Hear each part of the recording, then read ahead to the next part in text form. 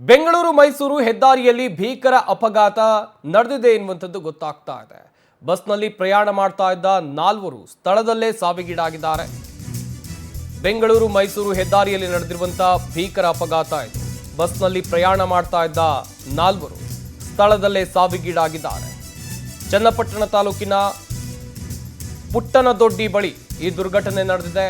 ಕೇರಳ ಮೂಲದ ಮೊಹಮ್ಮದ್ ಫರಾನ್ 22 ವರ್ಷ, ರಫೀಜ್ 45 ವರ್ಷ, ಬೆಂಗಳೂರು ಮೂಲದ ರಶೀದ್ ಹಾಗೆಯೇ ಸಕೀರ್ 27 ವರ್ಷದ ಸಕೀರ್ ಮೃತಪಟ್ಟಿದ್ದಾರೆ.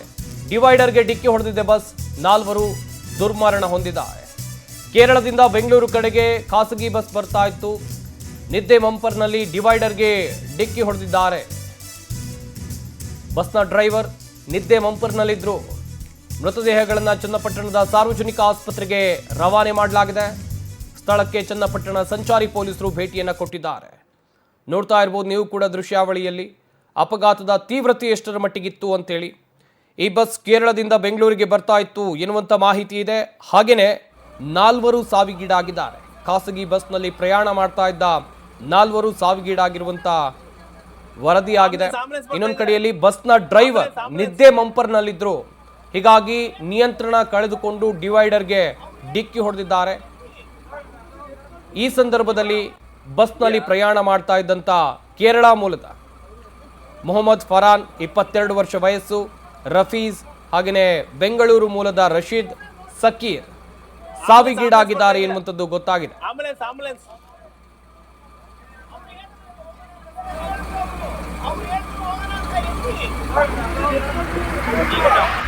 ಇದೆಯಾ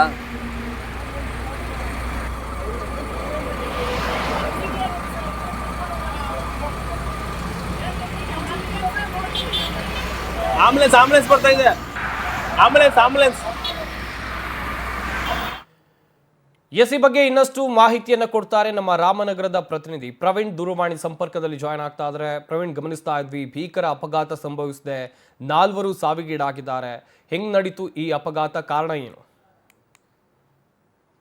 ಇವತ್ತು ಬೆಳ್ಳಂಬೆಳಗ್ಗೆ ಬೆಂಗಳೂರು ಮೈಸೂರು ದಶಪಥ ಹೆದ್ದಾರಿಯಲ್ಲಿ ಭೀಕರ ಅಪಘಾತವಾಗಿರುವಂತದ್ದು. ಕೇರಳದಿಂದ ಬೆಂಗಳೂರು ಕಡೆ ಹೋಗ್ತಿದ್ದಂತ ಎಸಿ ಸ್ಲೀಪರ್ ಬಸ್ ಅಪಘಾತ ಆಗಿ ಸ್ಥಳದಲ್ಲೇ ನಾಲ್ವರು ಸಾವನ್ನಪ್ಪಿರುವಂತಹ ಘಟನೆ ನಡೆದಿರುವಂತದ್ದು. ಏನೋ ಬೆಂಗಳೂರು ಮೈಸೂರು ದಶಪಥ ಹೆದ್ದಾರಿಯ ಚನ್ನಪಟ್ಟಣ ತಾಲೂಕಿನ ಪುಟ್ಟಪ್ಪನದೊಡ್ಡಿ ಗ್ರಾಮದಲ್ಲಿ ಆಗಿರುವಂತ ಇವತ್ತು ಬೆಳಗ್ಗೆ ಮುಂಜಾನೆ ಸಮಯದಲ್ಲಿ ಈ ಅಪಘಾತ ಆಗಿರುವಂತದ್ದು. ಕೇರಳ ಮೂಲದ PK ಟ್ರಾವೆಲ್ಸ್ ಸೇರಿದಂತ ಎಸಿ ಸ್ಲೀಪರ್ ಬಸ್ ಡಿವೈಡರ್ಗೆ ಡಿಕ್ಕಿ ಹೊಡೆದಂತ ಪರಿಣಾಮ ಬಸ್ನಲ್ಲಿ ಪ್ರಯಾಣಿಸಿದಂತ ನಾಲ್ವರು ಪ್ರಯಾಣಿಕರು ಸಾವನ್ನಪ್ಪಿದ್ರೆ ಮತ್ತೊಬ್ಬರಿಗೆ ಗಂಭೀರ ಗಾಯಗಳಾಗಿರುವಂತದ್ದು. ಇವತ್ತು ಅಂದ್ರೆ ನಿನ್ನೆ ಮಧ್ಯರಾತ್ರಿ 12 ಗಂಟೆ ಸುಮಾರಿಗೆ ಕೇರಳದಿಂದ ಬೆಂಗಳೂರು ಕಡೆಗೆ ಒಂದು ಬಸ್ ಹೊಡ್ತದೆ. ನಿದ್ದೆ ಮಂಪದಂತ ಚಾಲಕ ಚನ್ನಪಟ್ಟಣ ಬಳಿ ಬರ್ತಿದ್ದಂತೆ ಏನು ಡಿವೈಡರ್ಗೆ ಸುಮಾರು 50 ಮೀಟರ್ಗಳ ದೂರದಿಂದ ಕೂಡ ಡಿವೈಡರ್ಗೆ ಡಿಕ್ಕಿನ ಹೊಡೆದುಕೊಂಡು ಬಂದು ಅಲ್ಲಿ ಅಪಘಾತವಾಗಿರುವಂತದ್ದು. ಮೇಲ್ನೋಟಕ್ಕೆ ಇದು ನಿದ್ದೆ ಮಂಪರ್ನಲ್ಲಿ ಚಾಲಕ ಇದ್ದ ಅನ್ನೋ ಕಾರಣಕ್ಕೋಸ್ಕರ ಅಪಘಾತ ಆಗಿದೆ ಅಂತೇಳಿ ಗೊತ್ತಾಗ್ತಿರುವಂತದ್ದು. ಮುತ್ರು ಈಗ ಬೆಂಗಳೂರು ಮೂಲದ ಇಬ್ರು ಜೊತೆಗೆ ಕೇರಳ ಮೂಲದ ಇಬ್ರು ಸಾವನ್ನಪ್ಪಿರುವಂತದ್ದು. ಸದ್ಯ ಅವ್ರನ್ನೆಲ್ಲರೂ ಕೂಡ ಅಂದ್ರೆ ಗಾಯಾಳುಗಳನ್ನ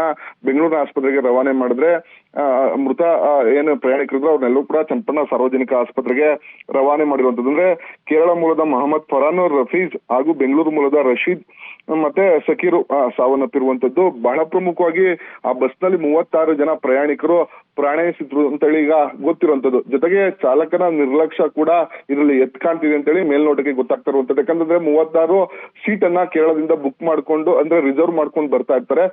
ಮೈಸೂರಿಗೆ ಬಂದಂತ ಸಂದರ್ಭದಲ್ಲಿ ಚಾಲಕ ದುಡ್ಡಿನ ಆಸೆಗೋಸ್ಕರವಾಗಿ 4 ಪ್ರಯಾಣಿಕರನ್ನ ಹೆಚ್ಚಿನ ಅಂದ್ರೆ ದುಡ್ಡನ್ನ ಎಕ್ಸ್ಟ್ರಾ ದುಡ್ಡನ್ನ ಇಸ್ಕೊಂಡು ಅವ್ರನ್ನ ಬಸ್ನ ಕ್ಯಾಬಿನ್ ನಲ್ಲಿ ಕೂರ್ಸ್ಕೊಂಡು ಬರ್ತಿದ್ದ.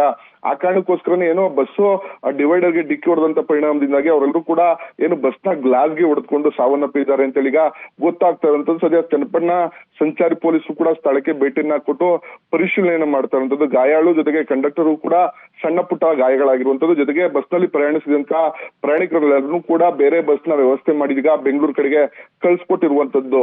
ಸಂಪತ್ ಡೀಟೇಲ್ಸ್ಗಾಗಿ